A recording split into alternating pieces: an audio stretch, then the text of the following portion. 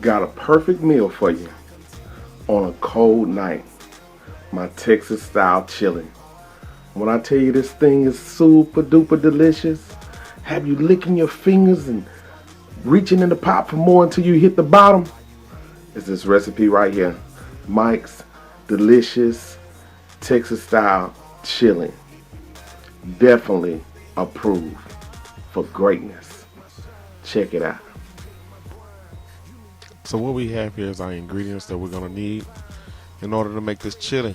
We got some chili season, we got some kidney chili beans, we got some pinto chili beans, we got some diced tomatoes, crushed tomatoes, some sour cream, some green onions, some poblano peppers, some tomatoes, and some green onions.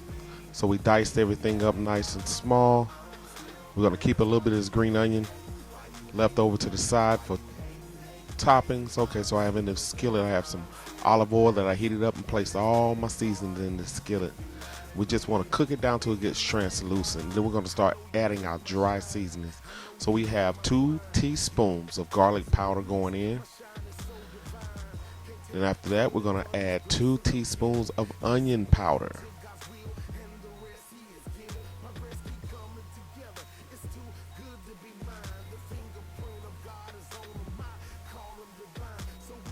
All right, we're gonna add a teaspoon of chili powder and 2 teaspoons of oregano. All right, and we're gonna add some salt, and we're gonna add some fresh cracked black pepper. Now, kind of stay light on the salt at this point because you can taste it and add it later. So we added in our tomatoes and we just sauteed it up, and cooked it on down. Okay.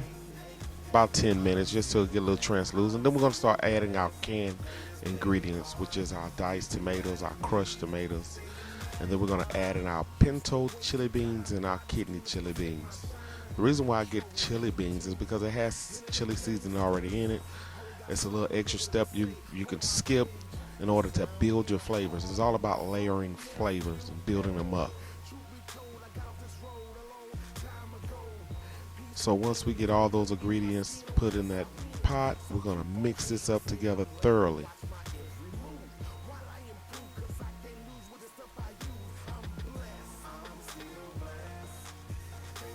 And remember guys, this is not a fast dish, it's a slow dish. You want to let this thing simmer out, you know. We want all those flavors to fully develop. So we're just going to mix this up thoroughly and let it simmer for about, 10 minutes to let that thing start melting together.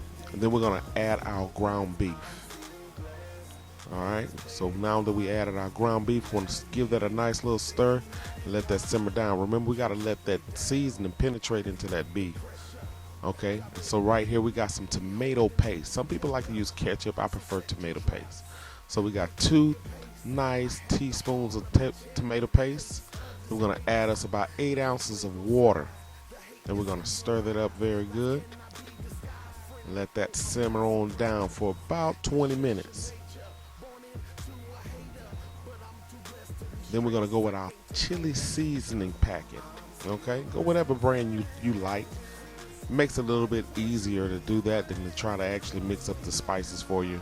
Plus, it's only about $1.50, $2 to get these little packets. Okay, so we're just building our flavors on up. So we're gonna stir that in. Then we got our secret ingredients right here. I'm telling you, this is gonna take it to the next level.